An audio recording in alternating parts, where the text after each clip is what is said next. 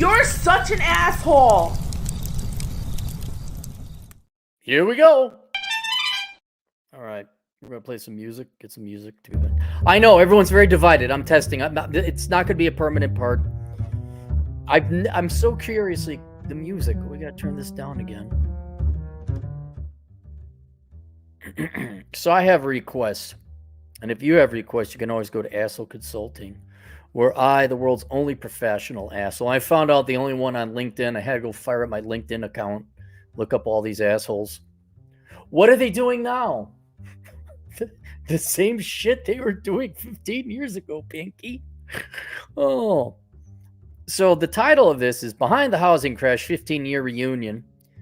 And Chris just writes, you've alluded to it, just do it. It's been 15 years. Why not do a Where Are They Now reunion video of the people, institutions, and residential properties behind the housing crash?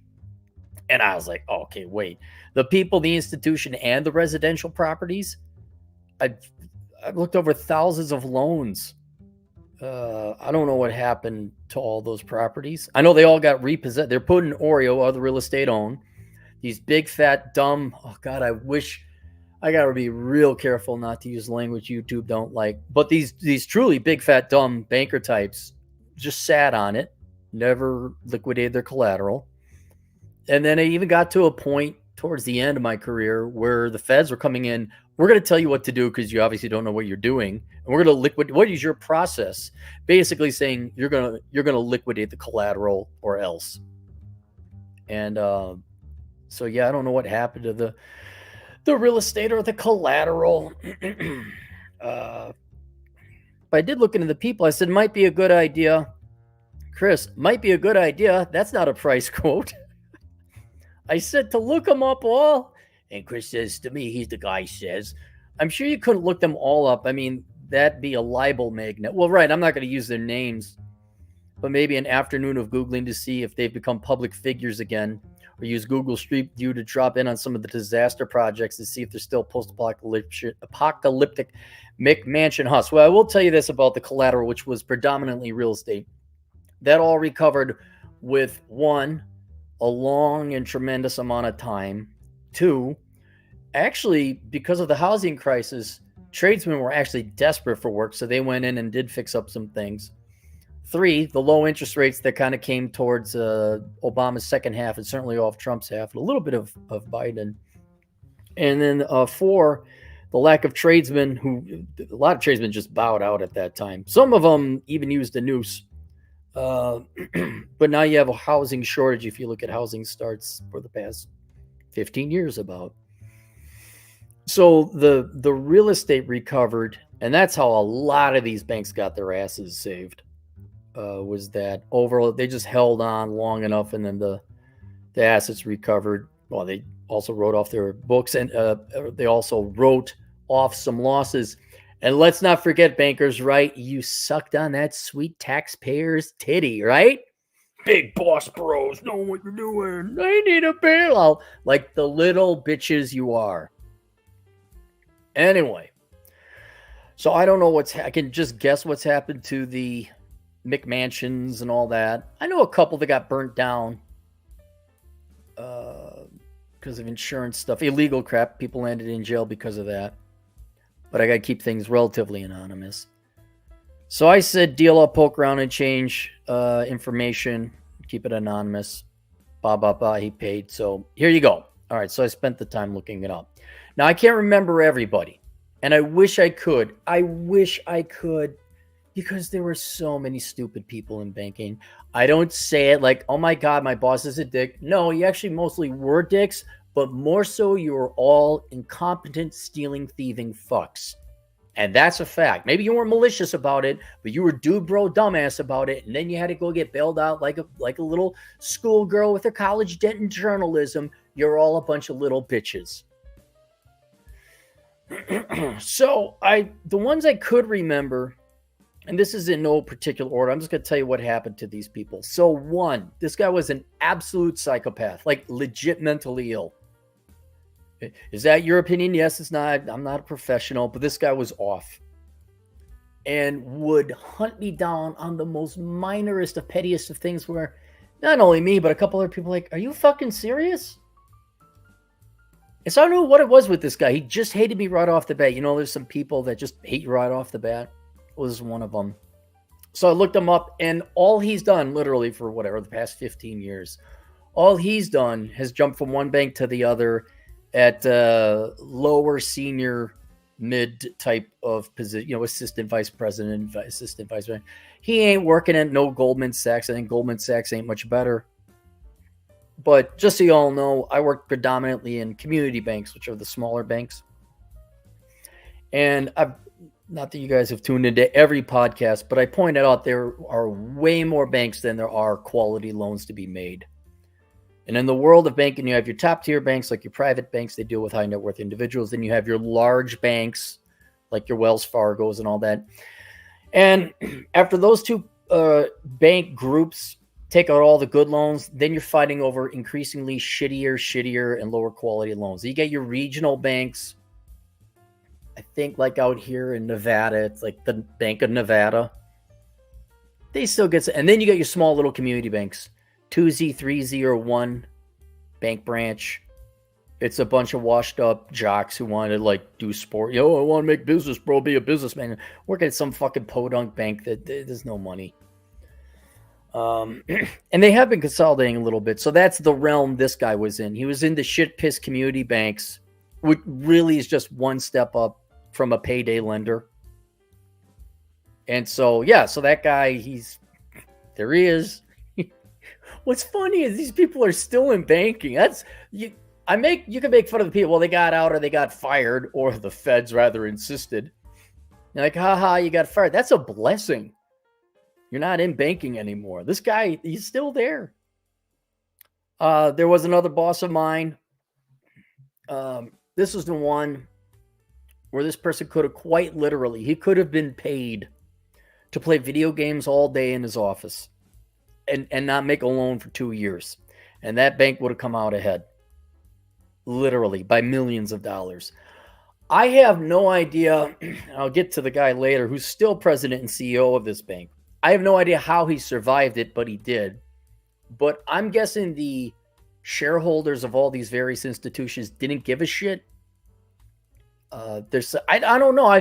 That's one aspect of the banking industry I've never understood. How all these piss shit community like someone's got to own them. Don't you want to make some money? And I don't know if it's just held by old geezer pensioners who don't care, lost their damn minds. But this guy, he cost literally, oh God, tens of millions easy.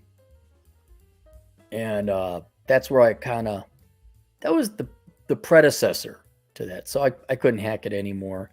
That person ended up becoming, guess what? Okay. After the collapse, right? Guess what this person became? What does everyone become when they can't hack it in the real world no more? That's right. A realtor. Okay. Very good guess, sir. Which actually, if the timing is correct, that person probably did pretty well. But this person has since retired, and there wasn't that much left. Keep in mind, a lot of these are boomers, so they didn't like update their social media. One boss whose division got closed down, his branch got closed down. I can't find him. And he was a little bit on the older side and not healthy, so I got to imagine he's dead, or maybe he just retired. And just ghost, nothing. Not even a lot of animosity with the guy, just like no leadership. Like, hey, should I do this? No, don't do anything yet. How about this? No, don't do anything yet. Should we foreclose on this guy? No, don't do anything. How about close? I remember one time a fake check was tried to be ran. It was, I'm like, we should report this to the Fed. No, we need their they bounce all the time. We need their fee income. Fuck this shit. Fucking hell. So I don't know where that guy is. I'm assuming dead. Then there's one, to be intellectually honest. One guy actually did manage to turn the bank around that he was working for. I worked there quite some time ago, and this bank was just a shit show. And this guy, he ended up replacing me. I guess I got fired. I was a contractor. He ended up replacing me, but I could see in their finance. I even went, buddy, I did some research. I even went and looked up the company's finances. They ended up having to do what I was recommending anyway. And that would start cracking skulls, liquidating positions, liquidating collateral. And so I think 5 to 6 years after I left, they had losses. And finally, around 2016 or 2017, they started posting profits. And so he did turn that around after several years. They started being consistently profitable. Not a again, small little piss shit community bank. And they ended up being consolidated into another bank several years ago. So, but you could see their top line sales are just. The boss I hated the most and gave the most riotous reaction. This is the one that I went into and said, "Congratulations on your cease and desist order." He died. Fat fuck. Died of a heart attack. I'm glad he worked the entire time. I'm glad he did not see retirement. I'm glad his entire life was working. Again, you don't want to work in banking. That is the worst punishment for all these people, is they still have to work in banking. So people who got out or just retired and left and raised ferrets or whatever the hell, good for them. They got out. But this guy did not. And I can't think of a better punishment for people to be in low piss shit banks. If you're in high net worth banks or private banks, or at least a larger regional bank, you get quality clients who aren't going to constantly fuck you over and extend and pretend, right? But once you go regional and certainly community, you're just a babysitter for bad borrowers. That's all you are. You're just running a charity case. Oh, I should look up. See, then I was tempted to look up banks that never hired me. Hang on. All of which, just so you know, all the banks, 2000 whatever, 7 to 9, all of them were losing money. All of them. Oh, this bank is still in business. I can't believe it. Yeah, and there were some of these banks that wouldn't hire me, but they all got bailed out. I know 2 crashed. They went bankrupt even before the housing crisis hit. They were so bad at lending. Oh, there was one. I applied for a job, and then a week later, the branch was closed.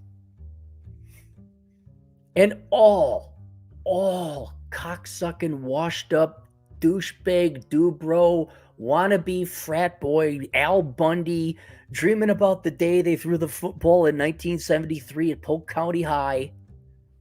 All of them, like these sad, you didn't know it at the time. You know, you're some 28-year-old kid. You're like, well, he's got gray hair. He must be knowing what's going on. No, they don't know. They're just like the entrepreneurs. They desperately want to be a big businessman with a fucking bank that got maybe $8 million in income or revenue, I should say.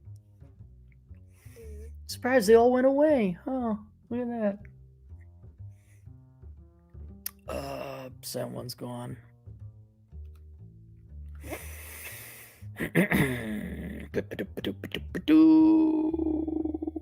Oh.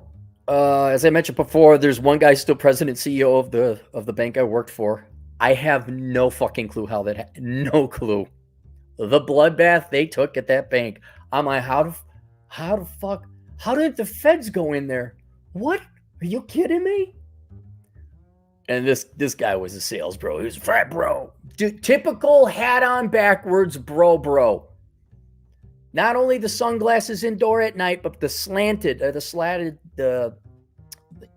what are they called? Blinds. Is those blinds? That thing? That's the type. He didn't wear those. I'm just saying that's the type of guy. You look up his background. Oh, then there's one. So this is the guy that kept riding my ass because he wanted his douchebag McGee entrepreneur, real estate investor. By the way, that's narrowing it down. They were all real estate investors.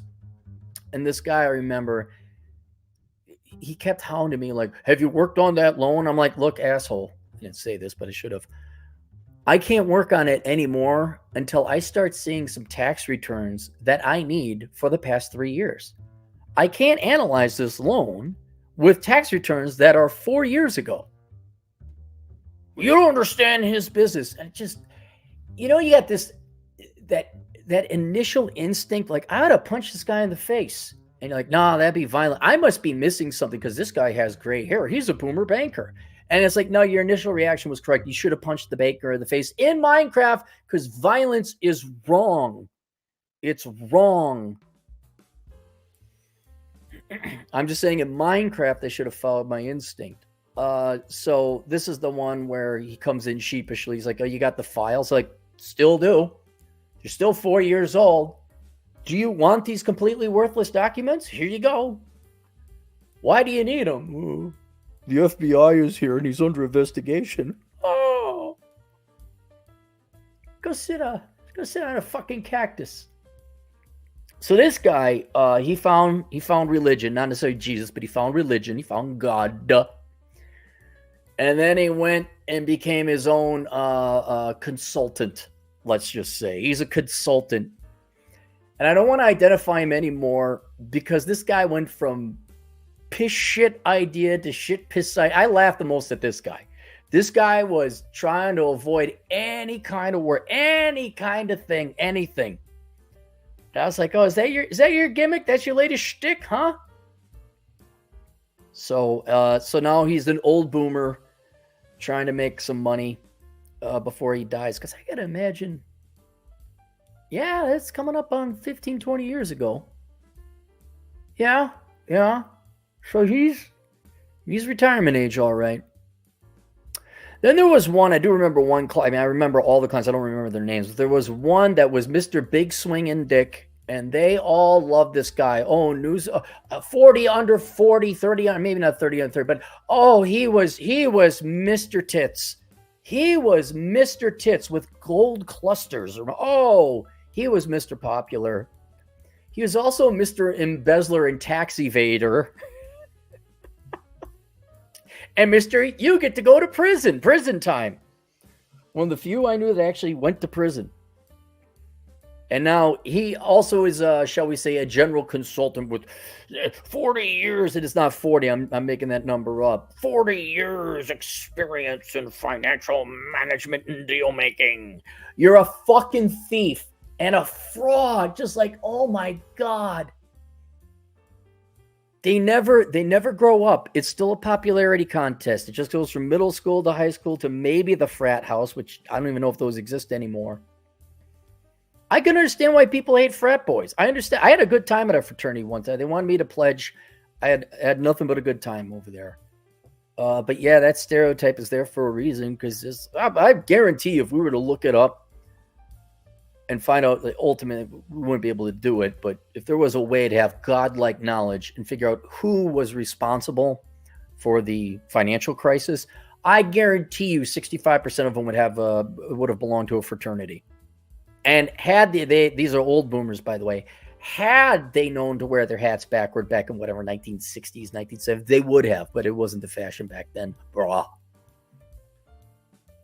But they still Lake Havasu, bro. Oh, another bank, same old president and CEO. No one else but the president and CEO is there. That guy is there, and I'm like, how didn't you get fired? How? And I can't remember if he was brought in to turn the company around, which he certainly took his sweet ass time doing, if at all. And now, by the way, if you can imagine with all the government bailouts and artificially low interest rates and quantitative easing, yes, these banks finally, with not a tornado, with a Category 6 hurricane blowing wind in their sails, even these cocksucking, incompetent, dickless, wonderfuck pussies of bankers could even make a profit. I was on the FDIC institution director. I'm like, well, they made a profit. Oh, they made a profit. Look at that. How? I'd be curious with the higher interest rates, what's going to happen going into 2024. But frankly, I don't give enough of a fuck to look it up. And I do know through the grapevine, through my contacts, my agents in the field, this company did have legal troubles, which resulted in 25% of their branches being shut down. No, doobie dabby. I'm right. You're wrong. You're a fuckwit. I'm right. You're wrong. That's why I'm happy and you're poor. I guess they're maybe not poor though, getting the executive salary. They're still working in banking. And then another bank I worked for, again, bailed out. Shouldn't exist. This guy, he's still president and CEO. Again, I don't recognize anyone on the, about us, because we just got to suck our dicks. About us.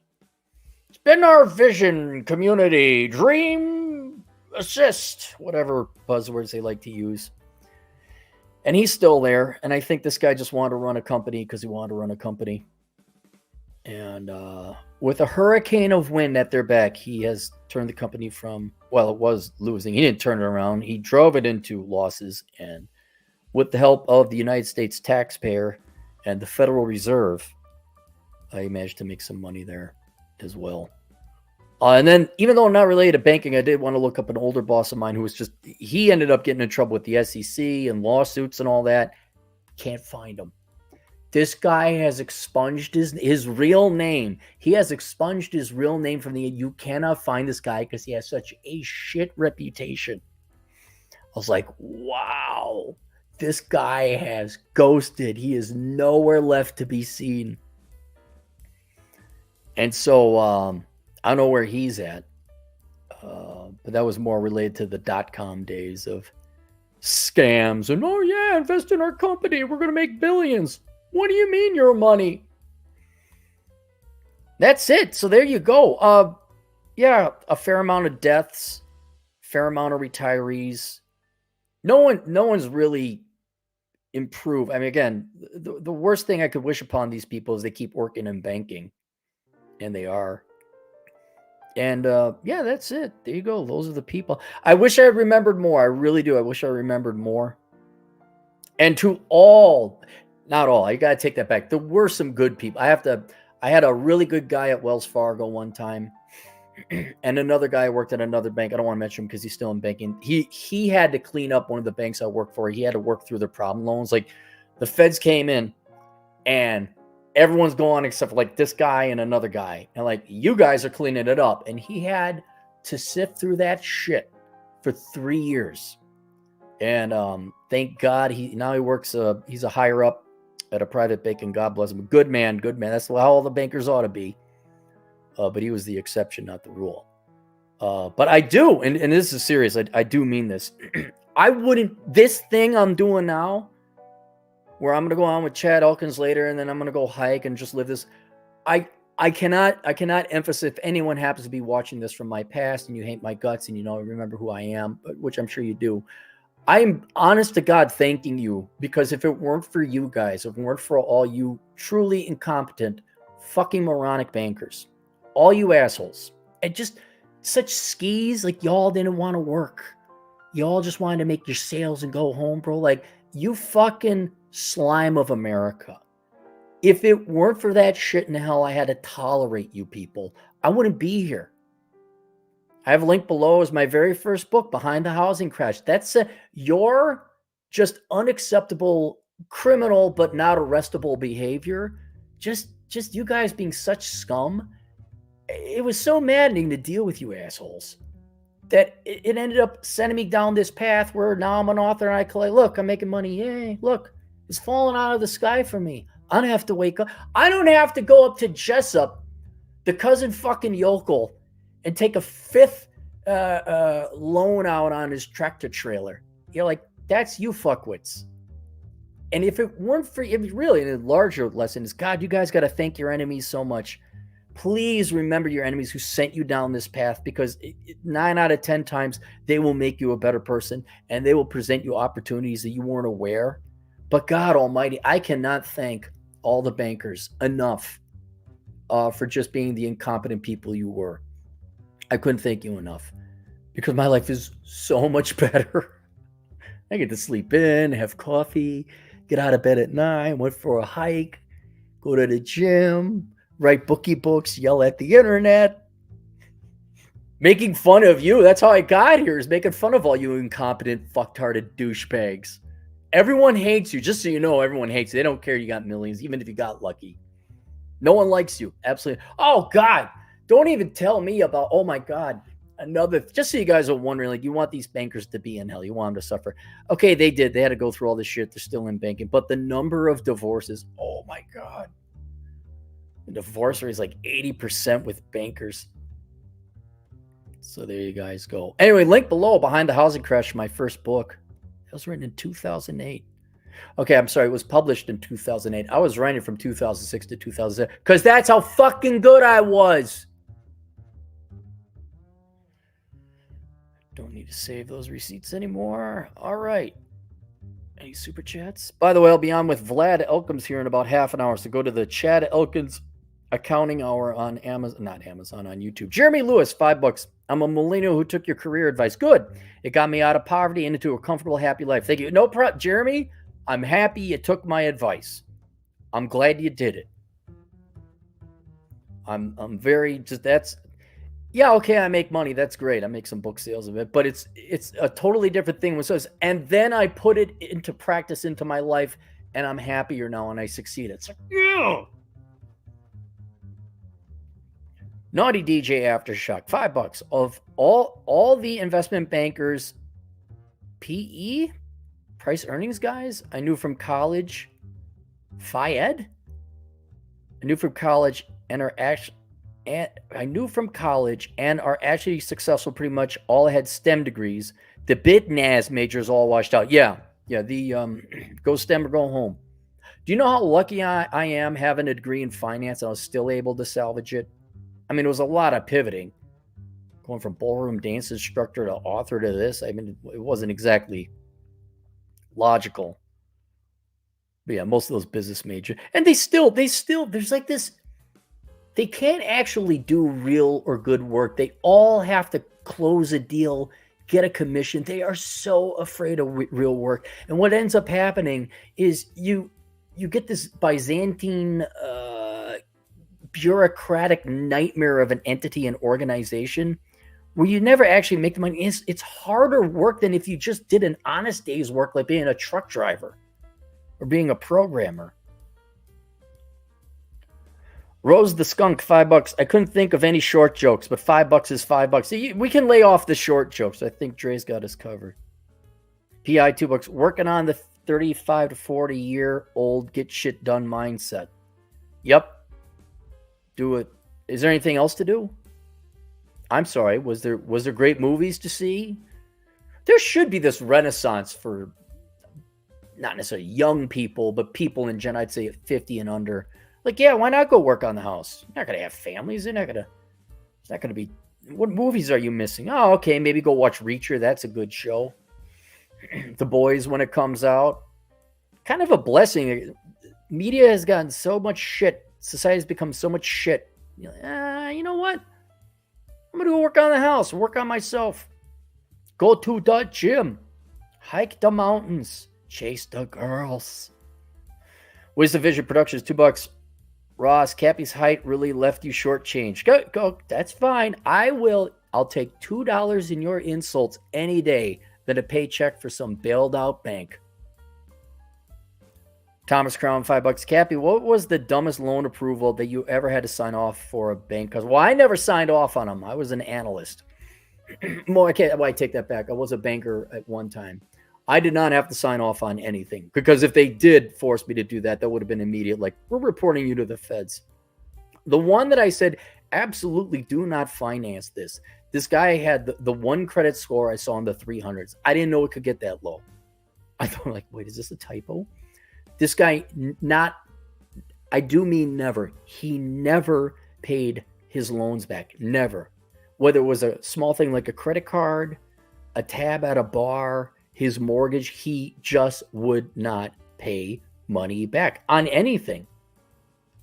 And my boss is like, well, with small community bank, we're a community bank. We're here to help the little people, not thieves. Well, apparently we were. And they approved it. Surprise, he didn't pay us back. And we had to go. Here's another thing about these small piss shit community banks. See, if you're a large investment bank, or not investment, private bank, or a large commercial bank, sorry. What's the difference? None really. Continuing on. If you are a large lender and you lend out, say, Hertz, the car rental company. You're lending out hundreds of millions of dollars on a fleet of cars. There is a fleet of cars as collateral to go pick up. There's usually a tangible and valuable asset to counter the risks of that loan. So we just take it back. When you get lower and lower and lower, the quality and caliber of your collateral goes down. I remember, I hope she's somewhere in Minecraft. This lady banker, I tried to look her up, I don't remember her name, wanted to have 15 forms of collateral for a loan that was like, I think $100,000. And you have to do this thing called perfecting collateral, which means you got to go and analyze the collateral, make sure, one, it exists. Two, it's actually owned by the person. Yeah, that's my car. Can I use it as collateral? Three, that it's not impaired. In other words, you got to make sure that the value of the collateral is there and you can get it. And for a $100,000 loan, I mean, it depends on what the loan is, but 9 out of 10 times it was property, real estate.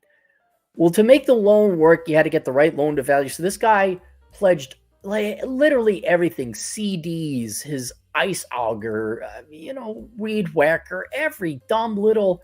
So now you got to write up a report for 15 different pieces of collateral so you could get a loan to value, I don't know, 70, 80% or whatever. That was a pretty dumb loan too. And so you're spending, as an analyst, so much time underwriting this loan. And you got to go out, you got to go visit. You got to go travel 100 miles. Look at this guy's weed whacker once a month, or not once a month, once every 6 months, because he's on the problem loan list and you have to audit them all. You got to babysit, and you just, all that shit. When the quality of the lender or the borrower goes down, so does the quality of the collateral. And it just becomes a night that you don't make any money. You just don't make any money. And so this guy was kind of like that. His collateral was shit. Hell, when I worked in Wyoming, you could actually use manure as collateral. That had a commodity value to it. That was actually one of the more liquid type of, it's like, well, that you can sell that on the market. They do need it. But the dumbest loan, watching that one, the guy with the 390. Go get my book, Behind the Housing Crash. I don't remember it all. No doubt in that book, Behind the Housing Crash, it's on Amazon. I was writing it as it was happening, so my memory is a lot clearer back then. Naughty DJ Aftershock too. But look, do you hate bankers? You do? Read that book. You feel great. Oh, private equity. Oh, okay. Yeah, I never really did private equity. Alex Patino, a truck driving Latino agent in the field. $5. Speaking of truck driving, do it now. Do it now. But Alex, I won't be a big league banker, bro, sitting in some fucking strip mall bank with my fucking washed up 1980s office furniture with a fucking plant. I won't. Well, that sounds like real work. Don't I have to be up late for that, Alex? Don't I have to do shit or something? Can I just be a banker, bro? Take one group of people's money and lend it to another group of people's money. If we don't get it back, the taxpayer bails me out because I'm a bitch. Instead of I'm a Barbie girl in a Barbie world, I'm a banker bitch. My crotch itches. All right, that's it. Link below. Behind the Housing Crash. We'll see you guys later. Toodles.